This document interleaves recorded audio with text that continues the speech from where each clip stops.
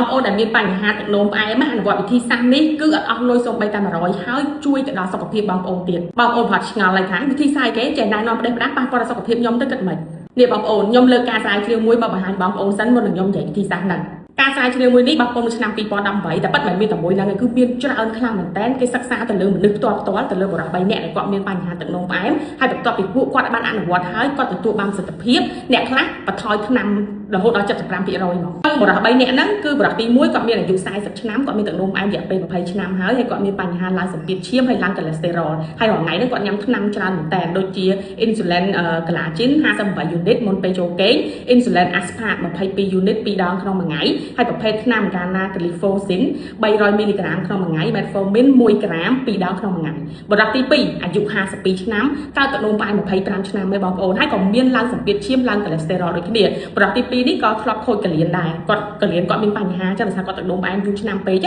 ហើយមួយទៀតហ្នឹងគឺគាត់មានជំងឺមហារីកទៀតតែជំងឺមហារីកគាត់នឹងព្យាបាលជីហើយគាត់ញ៉ាំថ្នាំប្រភេទ Libromix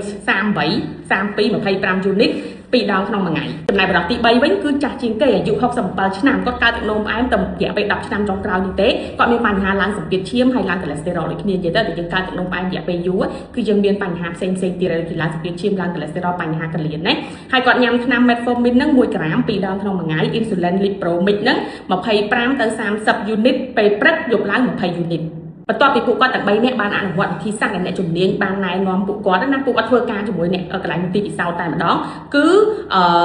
ធ្វើ fasting បុរសទី1និងបុរសទី2គឺធ្វើ fasting 3ដងក្នុងមួយអាទិត្យដោយសារគាត់កើតយូរឆ្នាំហើយរាងកាយគាត់មានជំងឺច្រើនណាលទ្ធផលហ្នឹងគឺជាតិស្ករក្នុងរាងកាយគាត់ថយចុះមកកម្រិតល្អវិញរយៈពេល3ខែបុរសទី1ជាតិស្ករគាត់បានប្រសើរជាងមុនជាតិស្ករគាត់គឺនៅចន្លោះពី5ទៅ10អាស្រ័យលើពេលណាដែលយើងវាស់បាយហើយក្រោយបាយមុនបាយផ្សេងអញ្ចឹងណាហើយគីឡូគាត់ក៏ស្រកហើយអាចកេះគាត់ក៏ស្រកខ្លាំងច្រើនដែរសម្រាប់បុរសទី2វិញគាត់ទទួលបានប្រសើរជាងបុរសទី1ដែលជាតិស្ករក្នុងឈាមគាត់ហ្នឹងគឺនៅចន្លោះពី5ទៅ6គឺចន្លោះដែរល្អហើយគាត់បានស្រកគីឡូហើយចង្កេះគាត់ក៏បានទូចជាងមុនដែរចំណែកបុរសទី3វិញ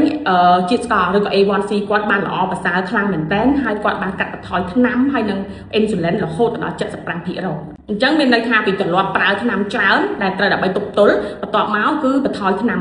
បាន 75% គឺច្រើនណាបងប្អូនអញ្ចឹងបងប្អូនប្រកាសចង់ដឹងវិធីសាស្ត្រគេវិធីសាស្ត្រហ្នឹងគឺការផ្លាស់ប្ដូររបបអាហារការហូបចុករបស់យើងហ្នឹងហើយនឹងធ្វើ intermittent fasting សម្រាប់បុរសទាំង3ដោយសារពួកគាត់ធ្វើការនៅជាមួយកន្លែង clinic កន្លែងស្រាវជ្រាវអញ្ចឹងមុនពេលចាប់ផ្ដើមធ្វើរបបអាហារហ្នឹងគេហៅពួកគាត់ទៅអប់រំណែនាំពីសារធាតុចិញ្ចឹមពីរបបអាហារអ្វីទៅគឺខ្លាញ់អ្វីទៅអាហារដែលមានជាតិប្រសើរផ្សេង